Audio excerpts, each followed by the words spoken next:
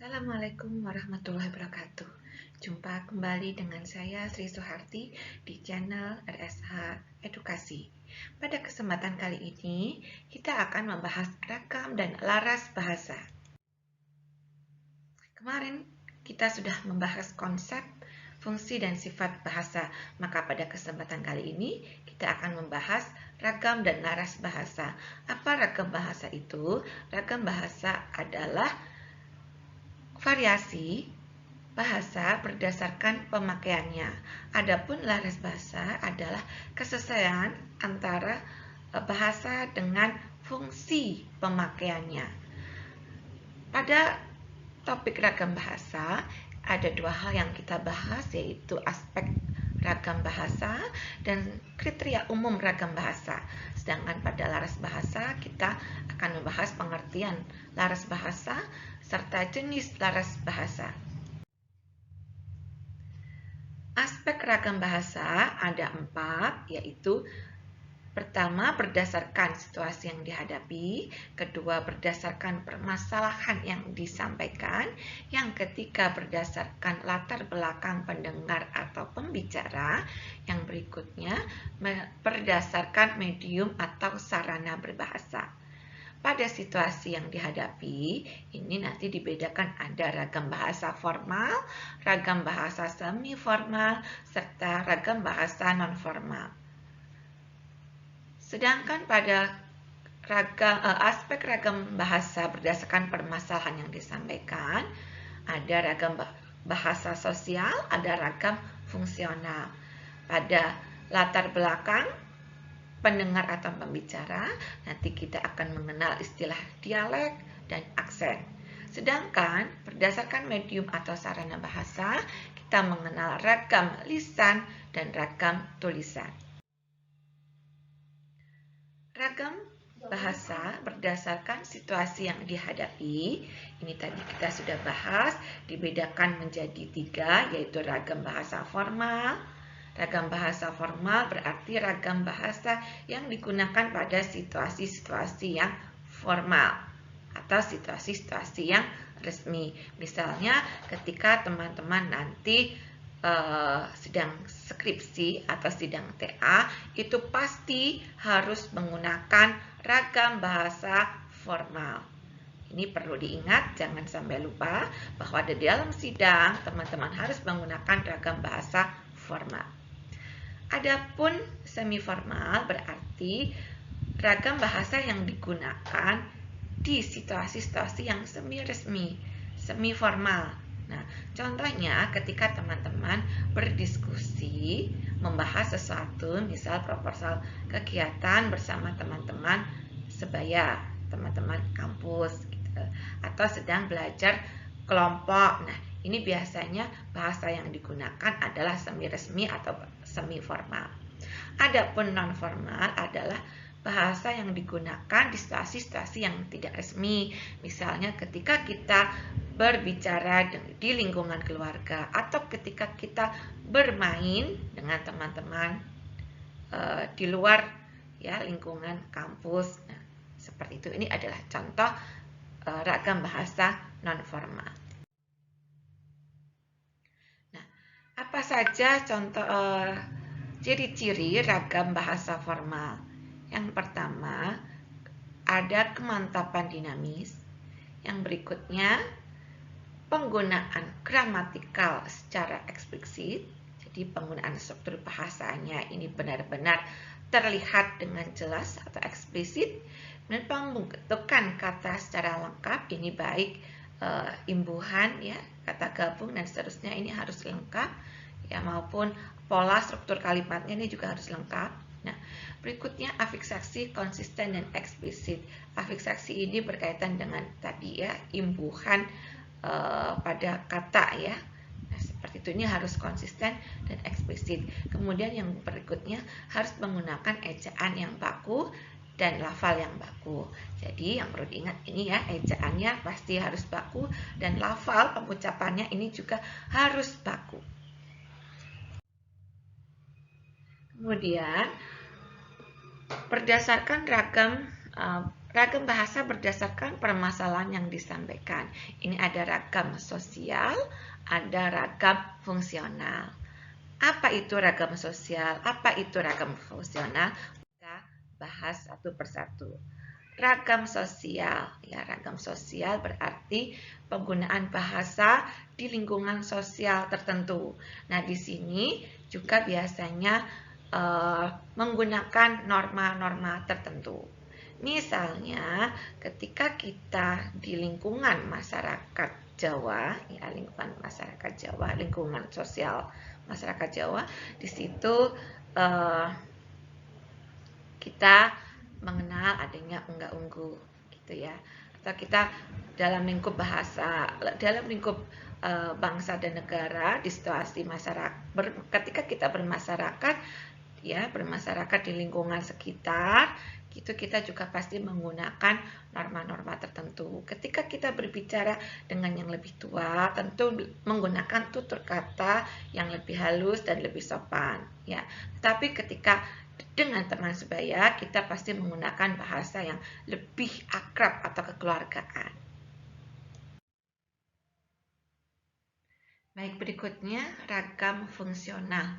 Nah, kalau ragam fungsional ini berarti ragam bahasa berdasarkan lingkungan kerja ya, lingkungan kerja atau profesi tertentu. Nah, di sini kita mengenal adanya ragam bahasa hukum, ragam bahasa bisnis, ragam bahasa sastra, dan ragam bahasa jurnalistik. Nah, ragam bahasa hukum ya, ini tentu memiliki karakteristik yang khas gitu ya. Salah satunya adalah segala sesuatu struktur bahasanya itu harus eksplisit supaya tidak menimbulkan penafsiran ganda ya, supaya tidak ada salah tafsir. Karena kalau salah tafsir ini akan berdampak buruk terhadap aturan-aturan hukum gitu ya, berkaitan dengan sanksi, denda dan seterusnya. Kemudian ada ragam bahasa bisnis. Nah, ragam bahasa ini berarti ragam bahasa yang digunakan oleh para pebisnis di dalam menjalankan bisnisnya. Ada juga ragam bahasa sastra ya. Ragam bahasa sastra ini pasti berbeda jauh ya dengan ragam bahasa hukum, ragam bahasa bisnis gitu ya. Kalau dalam ragam bahasa sastra itu bahasa yang digunakan, kalimat-kalimat yang digunakan ini cenderungnya mengutamakan estetika atau keindahan, sehingga di dalamnya ada majas-majas gitu ya, sehingga kadang juga timbul adanya ambiguitas atau penafsiran ya, penafsiran ganda gitu ya. Kemudian ada ragam bahasa jurnalistik. Kalau ragam bahasa jurnalistik ini juga ciri khasnya biasanya adalah menggunakan bahasa-bahasa populer ya. Bahasa-bahasa yang populer artinya dimengerti oleh semua kalangan. Ini adalah ragam bahasa jurnalistik. Kemudian ada ragam bahasa berdasarkan latar belakang pendengar atau pembicara. Ya, di sini ada dialek.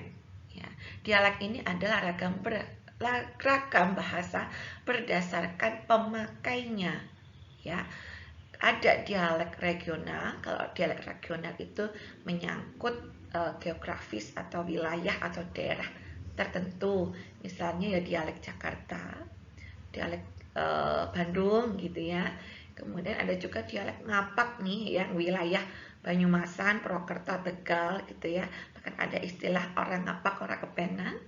Ada juga dialek sosial, berarti penggunaan bahasa di lingkungan sosial tertentu, misalnya dialek remaja. Dialek remaja ini tentunya berbeda ya dengan dialek anak-anak, dialek orang tua gitu ya, ini berbeda gitu. Biasanya kalau remaja itu menggunakan bahasa-bahasa yang prokem gitu ya, bahasa prokem atau istilahnya bahasa slang dan seterusnya. Kemudian ada dialek temporal. Dialek temporal berarti ini dialek yang digunakan dalam kurun waktu tertentu ya. Dan ada dialek misalnya dialek Melayu ya, Melayu kuno, dialek Melayu yang sekarang kita kenal. Ada juga ya, kalau sekarang kan perkembangannya menjadi juga bahasa Indonesia gitu ya. Itu kaitannya dengan dialek temporal. Kemudian ada idiolek. Kalau idiolek ini berarti ragam bahasa berdasarkan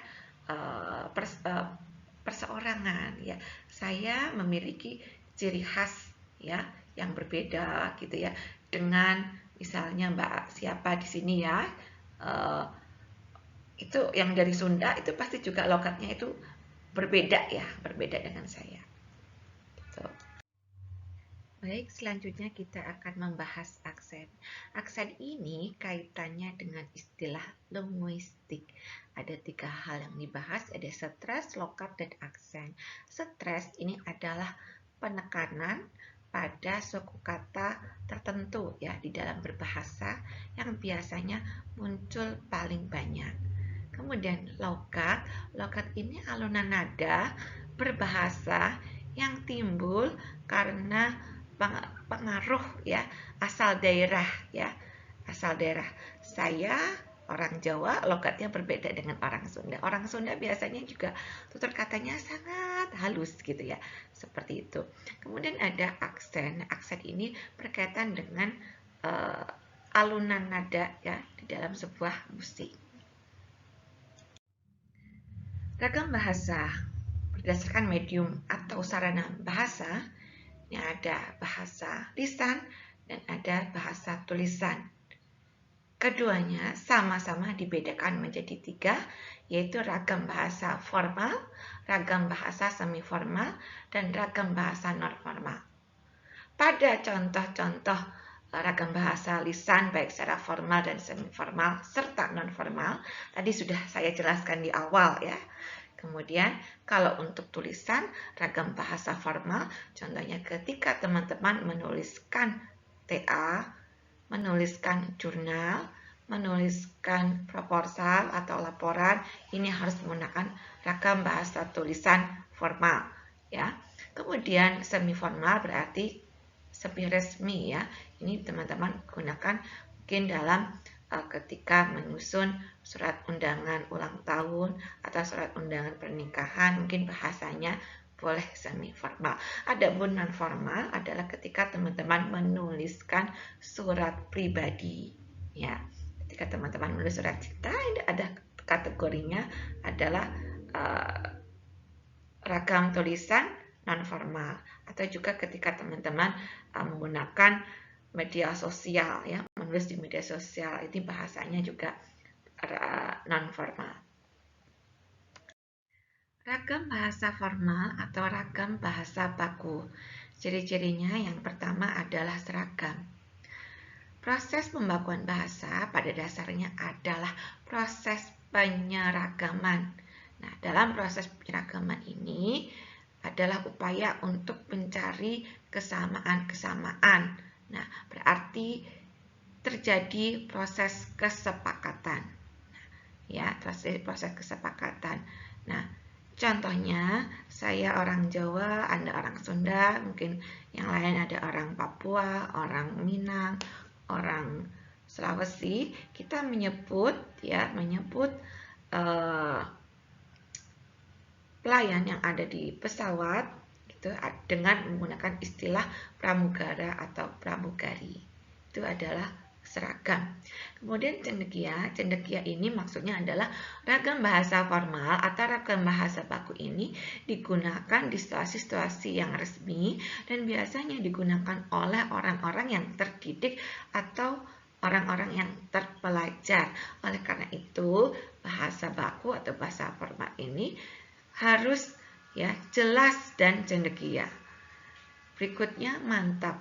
Mantap ini artinya bahasa formal atau bahasa baku itu mengikuti kaidah-kaidah, aturan-aturan ataupun pola serta sistem bahasa yang baku. Nah, kemudian berikutnya dinamis. Jadi dinamis maksudnya bahwa meskipun polanya atau sistemnya gitu baku, tetapi bahasa formal itu tidak kaku ya, tidak kaku tapi tetap luas ya, luas ketika kita membaca atau mendengarkannya. Berikutnya manfaat ragam bahasa formal. Ragam bahasa formal ini Manfaat yang pertama adalah sebagai pemersatu ya. Contohnya kita di Indonesia terdiri dari berbagai macam suku bangsa, berbagai macam bahasa, bermacam dialek. Ini kita disatukan dengan bahasa Indonesia yang baku. Nah, berikutnya sebagai penanda kepribadian. Jadi bahasa merupakan penanda kepribadian bahasa Indonesia yang dapat penanda kepribadian bangsa Indonesia. Berikutnya sebagai penambah wibawa, ya tadi karena kaitannya dengan cendekia, ya jadi bahasa itu menunjukkan intelektualitas, ya menunjukkan bahwa kita adalah orang-orang yang terpelajar, orang-orang yang terdidik, maka tidak langsung ini bahasa juga akan meningkatkan kewibawaan kita. Berikutnya sebagai kerangka acuan. Sebagai kerangka acuan artinya bahasa baku atau bahasa formal ini digunakan sebagai pedoman, ya pedoman di dalam berbahasa, karena aturan-aturan berbahasanya itu sudah dikodifikasi secara jelas. Selanjutnya, kriteria umum bahasa Indonesia ini meliputi jumlah penutur. Nah, kaitannya dengan jumlah penutur, bahasa Indonesia ini merupakan bahasa kedua setelah bahasa daerah. Kemudian, berdasarkan luas penyebarannya, ini kaitannya dengan domisili penutur, bahasa Indonesia penuturnya sudah ada di berbagai belahan dunia. Ada di Australia, Jepang, Thailand, dan seterusnya.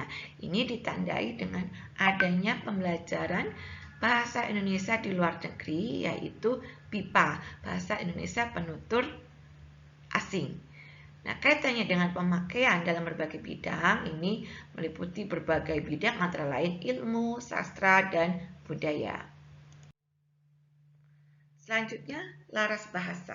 Laras bahasa, tadi kita di awal sudah membahas bahwa laras bahasa adalah kesesuaian antara bahasa dengan fungsi bahasa. Nah, jenis-jenis laras bahasa ini ada laras ilmiah, laras sastra, laras iklan, laras bisnis, laras hukum, dan seterusnya. Nah, ini laras ilmiah yang perlu sekali kita pelajari karena nanti akan kita terapkan di dalam penulisan TA. Apa itu? Laras ilmiah berarti gagasan pemikiran yang disertai dengan fakta dan bukti-bukti pendukung. Nah, ciri laras ilmiah yang pertama harus menggunakan ragam bahasa baku, kemudian harus menggunakan kalimat efektif, kalimat yang mudah dipahami, ya, kemudian lugas atau jelas, objektif apa adanya, dan sistematis. Demikian penjelasan dari saya, kurang lebihnya mohon maaf. Wabillahi taufik wal hidayah. Wassalamualaikum warahmatullahi wabarakatuh.